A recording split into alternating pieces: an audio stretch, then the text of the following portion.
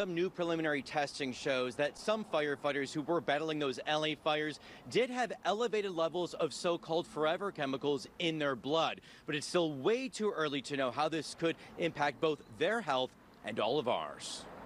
As I saw things unfolding, I knew that I had to come up with a plan. As LA's firefighters tackled the fiercest flames of their careers, Battalion Chief Aaron Guggenheim sprang into action. Not by grabbing a hose, but by looking after their health as head of LAFD's wellness section. A lot of folks were concerned about getting their blood tested. Turns out some LAFD firefighters were already being screened for a FEMA-funded cancer study.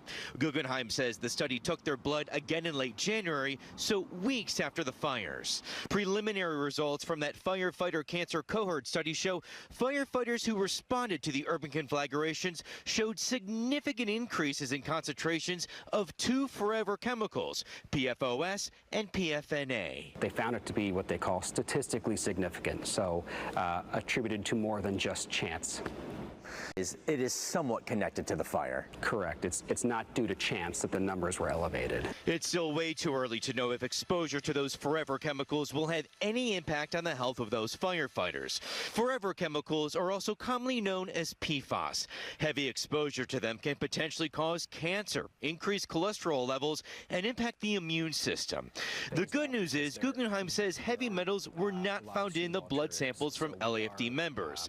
But testing done by Harvard Health just days after the LA fires on 20 blood samples from 20 Northern California firefighters who battled the LA blazes did. It showed their lead levels were 5 times greater, their mercury levels were 3 times greater. So what we've shown in our research is if you collect it within 4 to 5 days, you can start seeing sort of the pileup of some of these metals in the blood.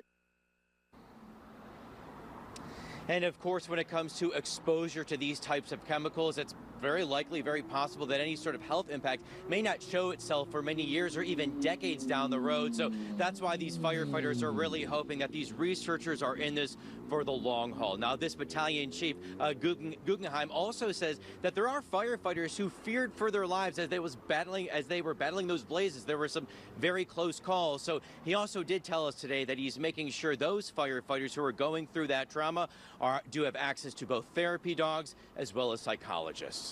Reporting live in Eagle Rock, Kevin Nosbeck, ABC7 Eyewitness News.